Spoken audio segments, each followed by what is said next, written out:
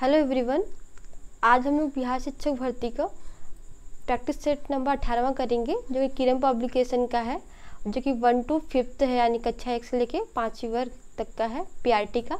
चलिए शुरू करते हैं। वृक्क की सबसे छोटी क्रियात्मक इकाई क्या है? तो क्या है? नेफ्रॉन है। वृक्क की सबसे छोटी क्रियात्मक इकाई नेफ्रॉन है। अगला प्रश्न है, वायुमंडल की निम्नलिखित में से कौन सी परत पृथ्वी के सबसे निकट है? सबसे निकट कौन सी परत है? तो क्षोभ मंडल है। क्षोभ मंडल के बाद होता है पहले नंबर पे क्षोभ मंडल, दूसरे नंबर पे समताप मंडल, इसके बाद तीसरे नंबर पे मेसोस्फीयर यानी मध्य मंडल, फिर आयन मंडल, इसके बाद फिर वायुमंडल या बहिर्मंडल होता है। तो इसका राइट जवाब होगा क्षोभ मंडल। पृथ्वी परत के सबसे निकट कौन सी है? क्षोभ मंडल है। अगला प्रश्न है, मुख्य चुनाव आयुक्त का कार्यकाल क्या है? तो 6 साल या 65 साल की उम्र तक, जो भी पहले। तो 6 साल है या फिर अधिकतम 65 साल तक रह सकते हैं, जो भी उम्र पहले हो जाए। अगला प्रश्न, भूकंप की तीव्रता को मापने के लिए किस उपकरण का उपयोग किया जाता है? सिस्मोग्राफ, राइट आंसर होगा सिस्मोग्राफ। भूकंप की तीव्रता सिस्मोग्राफ से मापते हैं। अगला प्रश्न है, प्रकाश संश्लेषण के दौरान कौन सी गैस निकलती है? इसका सही जवाब होगा ऑक्सीजन। पेड़ पौधे कार्बन डाइऑक्साइड ग्रहण करते हैं और क्या छोड़ते हैं? तो ऑक्सीजन गैस छोड़ते हैं। इसका सही जवाब होगा ऑक्सीजन। प्रकाश संश्लेषण के दौरान ऑक्सीजन गैस निकलती है। अगला प्रश्न है, द्रव से गैस में अवस्था का परिवर्तन क्या कहलाता है? तब जब कोई वस्तु द्रव से गैस में परिवर्तन हो जाता है तो उसको वाष्पीकरण कहते हैं।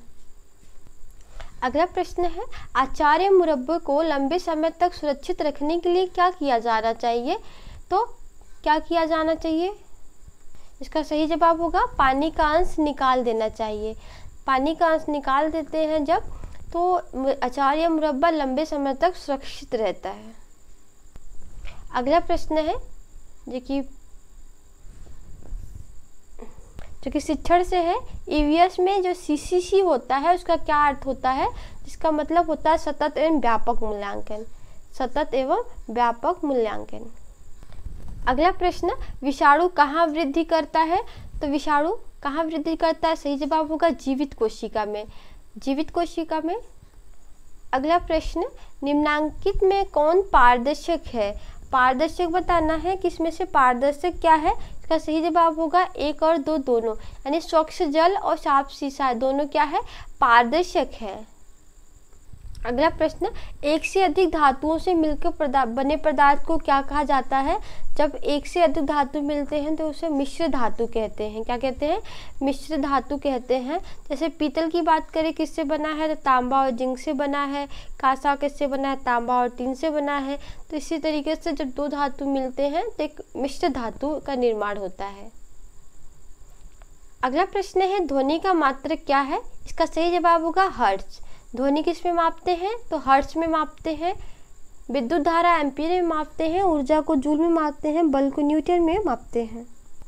अगला प्रश्न है, बबूल कैसा पौधा है? तो बबूल कैसा पौधा है? तो ये मरुभूमि है, यानी बबूल मरुस्थलीय भूमि में पाए जाते हैं, तो इसको मरुद्भुत कहते हैं, जो कि मरुस्थल में पाए जाते हैं। अगला प्रश्न है, जो डॉक्टरी थर्मामीटर में कौन सा द्रव भरा रहता है? तो इसका सही जवाब होगा पारा। पारा जो होता है ये एक द्रव अवस्था में पाया जाता है, कैसा धातु है। और डॉक्टर थर्मामीटर की जो खोज हुई थी ये गैलीलियो ने किया था। थर्मामीटर एक तापमापी यंत्र है। अगला प्रश्न, चुंबक स्वतंत्रता पूर्वक लटकाए जाने पर किस दिशा में स्थिर रहता है? इसका सही जवाब होगा उत्तर दक्षिण। उत्तर दक्षिण में ये क्या रहता है? स्थिर रहता है। अगला प्रश्न है, पृथ्वी कितने उपग्रह हैं? तो पृथ्वी के मात्र 1 उपग्रह है, क्या है? चंद्रमा। नेक्स्ट प्रश्न है, ऑपरेशन उजाला बिहार के किस जिले में शुरू किया गया है? कौन सा है? तो ऑपरेशन उजाला है, ये किस जिले में शुरू किया गया है? तो ये मुजफ्फरपुर में शुरू किया गया है। कहाँ? मुजफ्फरपुर में। अगला प्रश्न है, विश्व का सबसे बड़ा द्वीप समूह देश कौन सा है? इसका सही जवाब होगा इंडोनेशिया। अगला प्रश्न है, निम्नलिखित में से कौन सी नदी बंगाल की खाड़ी में गिरती है? तो कृष्णा नदी। देखिए, नर्मदा, तापी, सतलज ये तीनों अरब सागर में गिरती हैं। अगला प्रश्न है बीजों का अंकुरण किसकी अनुपस्थिति में हो सकता है, यानी कौन सा ऐसा चीज़ है जो अगर वो ना भी रहे तो भी बीजों का अंकुरण हो सकता है।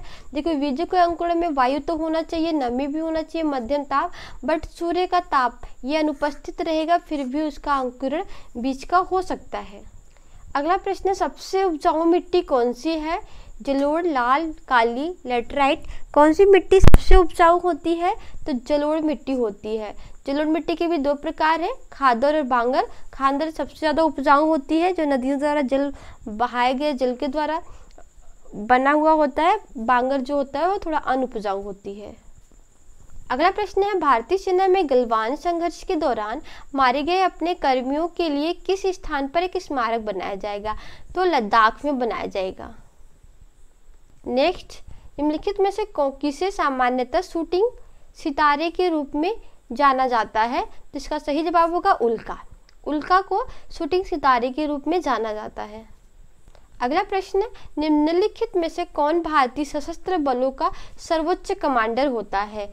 कौन भारतीय सशस्त्र बलों का सर्वोच्च कमांडर होता है? तो भारत के राष्ट्रपति। सही जवाब होगा भारत के राष्ट्रपति। अगला प्रश्न है, स्पेन की राजधानी कौन सी होगी? इसका सही जवाब होगा मैड्रिड। इसकी करेंसी क्या है? तो पेसेटा। अगला प्रश्न, निम्नलिखित में से किसने स्वराज पार्टी का गठन किया है? इसका सही जवाब होगा मोतीलाल नेहरू। मोतीलाल नेहरू और चित्तरंजन दास ने 1923 में स्वराज पार्टी का गठन किया था। अगला प्रश्न, निम्नलिखित में से कौन सा विद्युत का कुचालक है? चांदी तो विद्युत का सबसे अच्छा सुचालक होता है, एल्युमिनियम भी सुचालक होता है, तांबा भी, बट माइका क्या है? ये विद्युत का कुचालक है। अगला प्रश्न, कौन से पोषक तत्व हमारे विकास में मदद करते हैं? अभी ये अगली सेट में भी ये प्रश्न आया था। इसका सही जवाब होगा प्रोटीन। प्रोटीन क्या होते हैं? हमारे शरीर में वो विकास में मदद करते हैं। अगला प्रश्न, पौधे के भागों तथा उनके कार्यों को नीचे बताया गया है, सबसे उपयुक्त कथन क्या होगा? तो पौधे के कार्य उनके, देखिए कौन सा ऑप्शन सही होगा? जड़ें पौधों को पत्तों से जोड़ती हैं, तो ये तो सही नहीं है। फल परागकण में सहायता करते हैं, ये भी इम्पोर्टेंट नहीं है। फूल पौधे के प्रजनन के अंग होते हैं, ये आपका राइट जवाब होगा। अगला प्रश्न है, हमारे मुंह में कुल 8 दांतेदार दांत होते हैं। भोजन करते समय सामने के कृदंत दांतों का उपयोग किया जाता है। ये कौन सा कार्य करते हैं? तो ये काटने का काम करते हैं, चबाने का काम चवड़क करते हैं, और अदनक क्या करते हैं? चीरने फाड़ने का कार्य करते हैं। अगला प्रश्न है, वह संकीर्ण क्षेत्र जहां हम भूमि, जल और वायु को एक साथ पाते हैं, जिसमें सभी प्रकार के जीव के जीवन होते हैं, क्या कहलाता है? इसका सही जवाब होगा जीवमंडल। अगला प्रश्न है, चांदी का अयस्क है। चांदी का अयस्क क्या है? तो इसका अर्जेंटाइट, ये क्या है?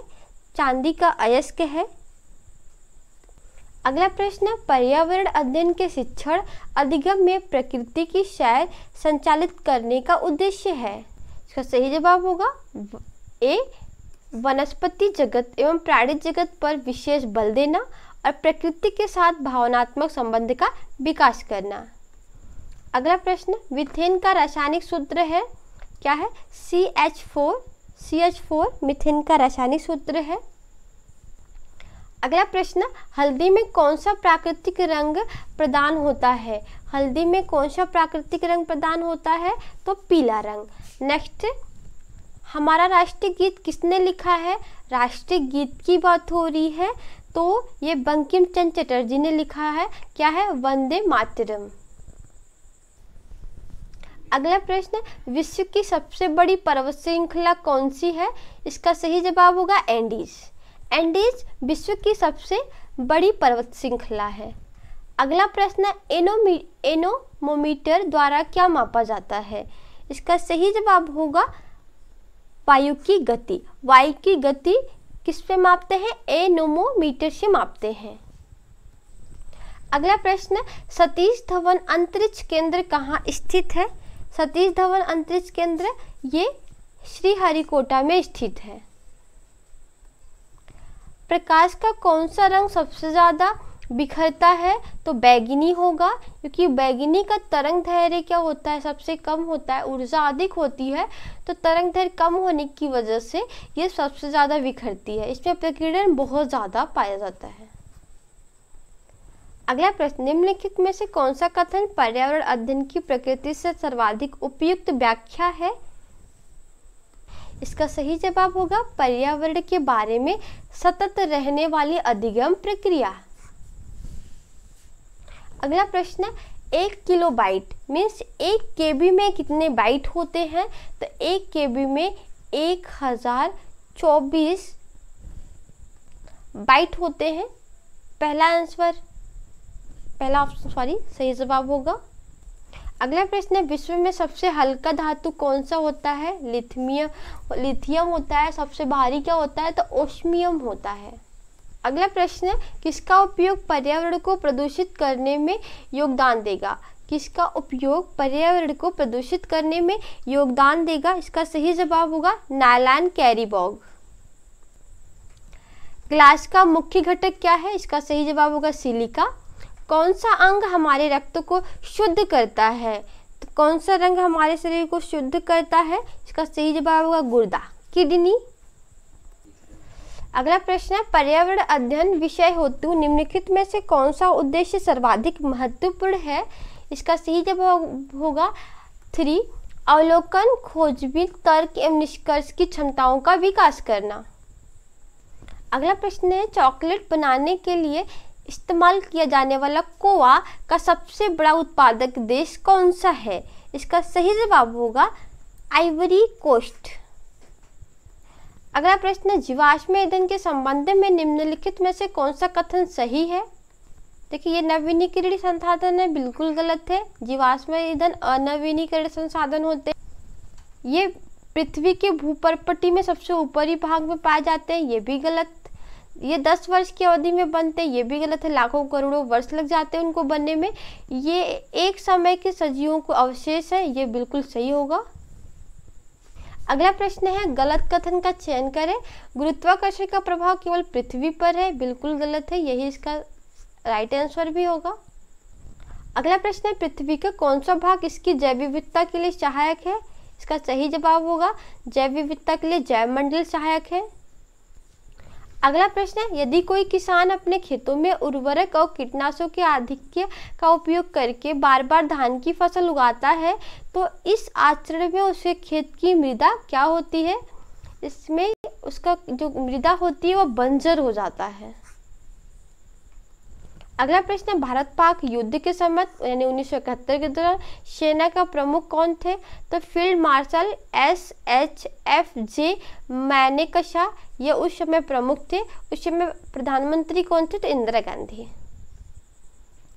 अगला प्रश्न, भोजन में पोषक तत्व बनाए रखने के लिए खाने से पहले हमें अवश्य करना चाहिए, तो क्या करना चाहिए? चावल तथा अनाजों को उसके पानी में पकाना जिसमें उन्हें भिगोया गया है। अगला प्रश्न है, भारतीय राष्ट्रीय ध्वज में श्वेत रंग किसका प्रतीक होता है? तो शांति और सत्य का प्रतीक होता है। इसके बाद आगे है, भारत में ताजे पानी का प्रमुख स्रोत क्या होता है? तो इसका सही जवाब होगा भूजल। भूजल क्या होता है? ताजे पानी का स्रोत होता है। नेक्स्ट अगला प्रश्न, जल चक्र को किस अन्य नाम से जाना जाता है? तो जल चक्र को ये जली हाइड्रोजोलॉजिक चक्र के नाम से भी जाना जाता है। नेक्स्ट अगला प्रश्न, सीसा में किस सरल मशीन का उपयोग किया जाता है? इसका सही जवाब होगा उत्तोलक का। सीसा में उत्तोलक का प्रयोग किया जाता है। अगला प्रश्न, किसे संसद की जननी कहा जाता है? इसका सही जवाब होगा ब्रिटिश संसद। ब्रिटिश संसद को संसद की जननी कहा जाता है।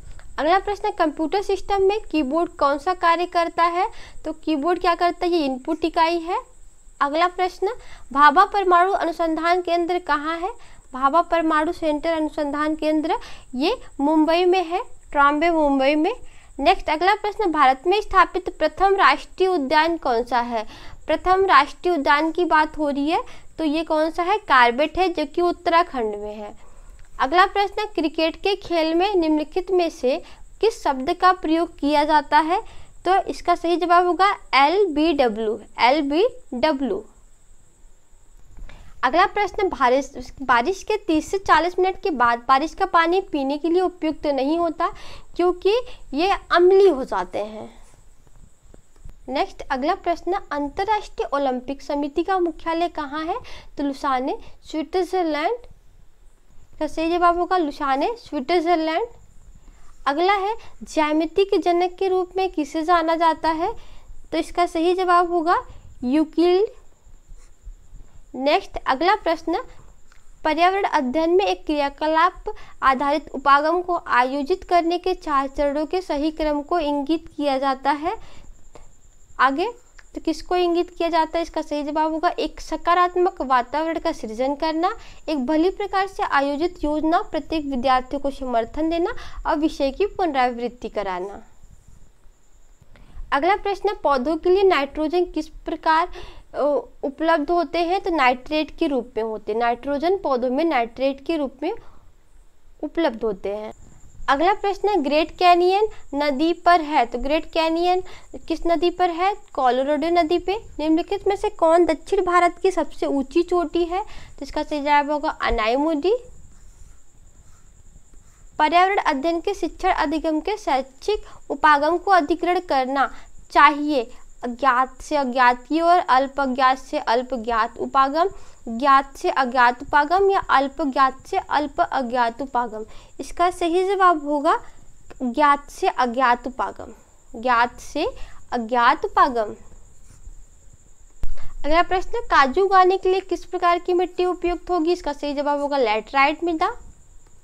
अगला प्रश्न, निम्नलिखित में से कौन रबी की फसल है?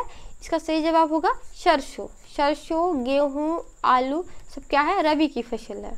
अगला प्रश्न है, भारत के किस राज्य को भगवान का अपना देश कहा जाता है? इसका सही जवाब होगा केरल। केरल में भगवान को अपना देश कहा जाता है।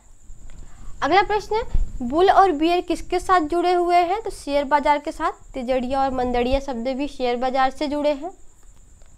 पर्यावरण अध्ययन विषय में विद्यालय आधारित आकलन हेतु निम्नलिखित में से कौन सी आकलन उपकरण सर्वाधिक उपयुक्त होंगे?